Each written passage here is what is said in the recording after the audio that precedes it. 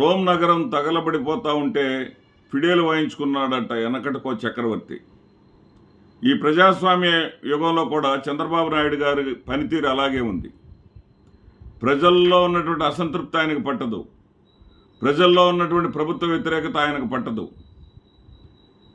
ప్రతిపక్ష నాయకుడిని అణగదొక్కాలని చూసినా, ప్రతిపక్ష నాయకుడి మీద, ప్రతిపక్ష నాయకుడికి చెందినటువంటి ముఖ్య నాయకుల మీద కేసులు పెట్టినా, వేధిస్తున్నా, హింసిస్తున్నా, అరాచక పరిపాలన చేస్తున్నా, ప్రతిపక్ష నాయకుడు వెంటన లక్షలాది మంది ప్రజలు ఎందుకు నడుస్తున్నారనే దానికి ఈయన దగ్గర సమాధానం లేదు.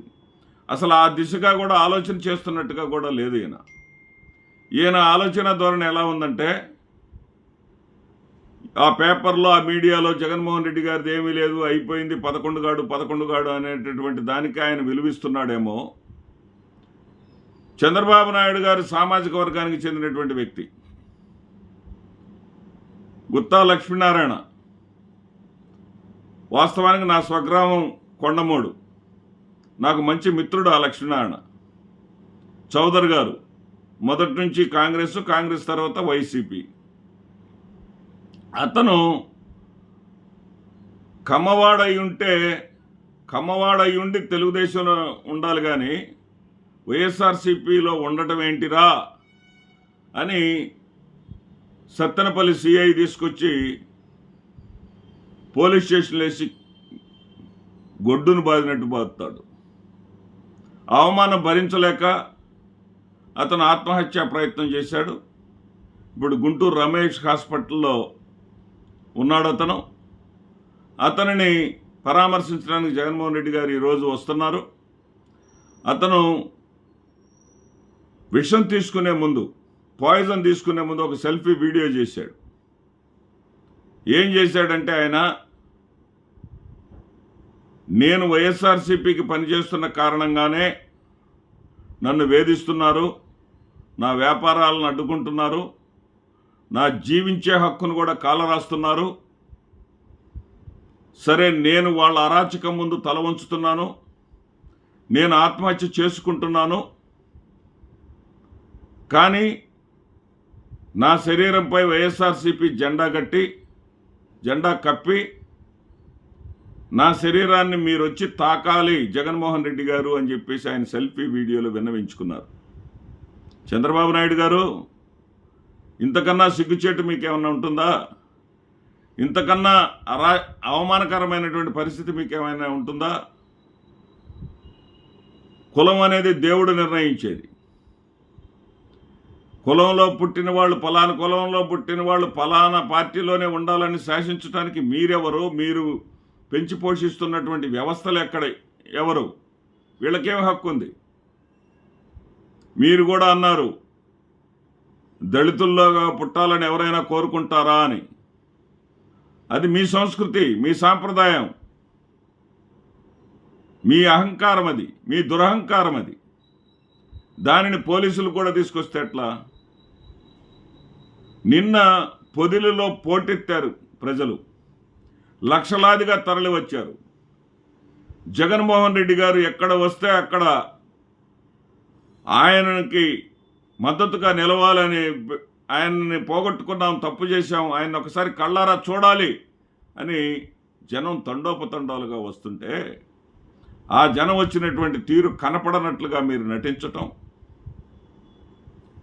జగన్మోహన్ రెడ్డి గారి కోసం హెలికాప్టర్ ఆగితే పొలాల్లో నుంచి పరిగెత్తుకుంటూ వస్తున్నటువంటి జనాన్ని చూపించి జగన్మోహన్ రెడ్డి గారి మీద చెప్పులేయటానికి వచ్చారని, జగన్మోహన్ రెడ్డి గారి మీద దాడి చేయడానికి వచ్చారని చెప్పేసి మీ ఛానళ్ళల్లో, మీ యూట్యూబుల్లో ప్రజలను తప్పుదో పట్టించే ప్రయత్నం చేసి ఆనందించటం వికటాట్టహాసం అంటారు దాన్ని, వికృతహాసం అంటారు దాన్ని, చండాలపు విధానం అంటారు.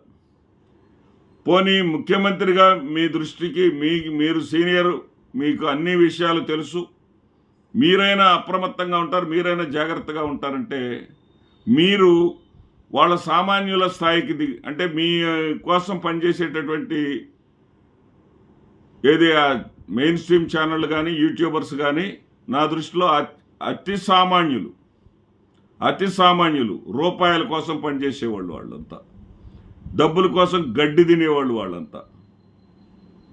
సరే, వాళ్ళేదో చేశారంటే అర్థం ఉంది, నువ్వేదో ఇస్తావని, నువ్వేదో పొడుస్తావని, నువ్వేదో ఆదరిస్తావని చెప్పేసి వాళ్ళు చేస్తున్నారని అనుకుంటానికి అర్థం ఉంది.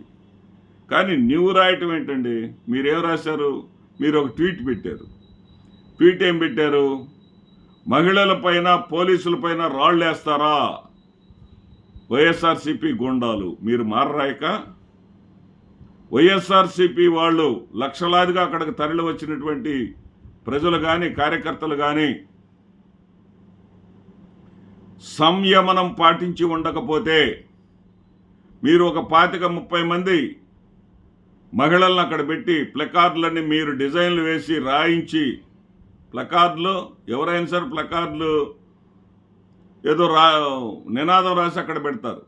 అట్లా కాకుండా మీరు కొమ్మినేని శ్రీనివాసరావు గారి బొమ్మ, కృష్ణరాజు గారి బొమ్మ వేసి మీకు నచ్చినటువంటి నినాదాలన్నీ రాసి ఒక 25 మంది మహిళలను అక్కడ తీసుకొచ్చి నిలబెట్టారు. వైఎస్ఆర్సీపీ వాళ్ళు చాలా తెలివిగా వీళ్ళ జోలి మనకెందుకులే అని చెప్పేసి ఒక్క అడుగు కూడా ముందుకేయకుండా వాళ్ళ జోలి రాకుండా వెళ్ళిపోయారు. కానీ మీరు ఆశించింది అక్కడ జరగల.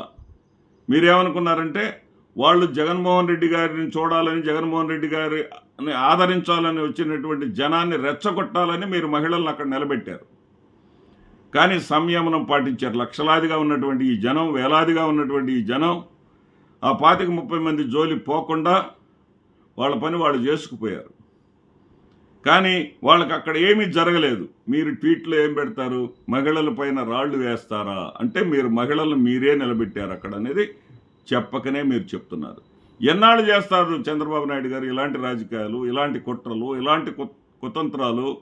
ఇదే పనా మీ పని? ప్రజలు పట్టరా మీకు? ప్రజలకు మీరు ఇచ్చిన హామీలు మీకు పట్టవా? రాష్ట్రంలో అభివృద్ధి ఏమన్నా ఉందా? మీరు వచ్చినటువంటి ఈ సంవత్సర కాలంలో మీరు తెచ్చినటువంటి ప్రాజెక్టు ఒక్కటన్నా మీరు సొంతగా తెచ్చినటువంటి ప్రాజెక్టు ఉందా? జగన్మోహన్ రెడ్డి గారు తెచ్చినటువంటి వాటిని ప్రారంభించిన వాటికి మళ్ళీ మీరు ప్రారంభోత్సవాలు చేసుకుంటూ ఆనందపడిపోతూ ఉంటారే. మీ కుమారుడు జగన్మోహన్ రెడ్డి గారు గ్రీన్ కో అట అని చెప్పేసి ఎగతాళిగా మాట్లాడిన ఆ గ్రీన్ కో గురించి మీ ఉప ముఖ్యమంత్రి గారు మళ్ళీ ఆయన లైన్లోకి వచ్చి గ్రీన్ కో వల్ల అది ఇంటర్నేషనల్ ఇండస్ట్రీ అని, ఇంటర్నేషనల్ ఆర్గనైజేషన్ అని చెప్తాడు. మీ కుమారుడేమో అది లోకల్, దానికోసం ఈయన దావోసిపోయాడని చెప్తాడు. ఏంటండి ఇది? మీరు ఎంతప్పటికీ కూడా విష ప్రచారాన్ని, అబద్ధ ప్రచారాన్ని నమ్ముకుంటే, ఒకసారి నమ్మారు, 2 సార్లు నమ్మారు, 3 సార్లు నమ్మారు, ఎల్లకాలం నమ్ముతారు అనుకుంటే చంద్రబాబు నాయుడు గారు మీరు మిమ్మల్ని మీరే ఒకసారి ప్రశ్నించుకోవాలి. మీ విధానం మార్చుకోండి. ఎంతప్పటికీ మీరు అనుకున్నదే నిజం, మీరు చెప్పిందే ప్రజలు నమ్మాలి, మీరు చెప్పిందే ప్రజలు వినాలి అనుకుంటే ప్రజలు చెవుల్లో క్యాబేజీ పూలు పెట్టుకొని లేరు. ప్రజలు మిమ్మల్ని ఎండగట్టడానికి కూడా సిద్ధంగా ఉంటారు అనే విషయాన్ని మీరు గుర్తు తెచ్చుకొని మీ పరిపాలనా విధానాన్ని మార్చుకోండి. నమస్తే.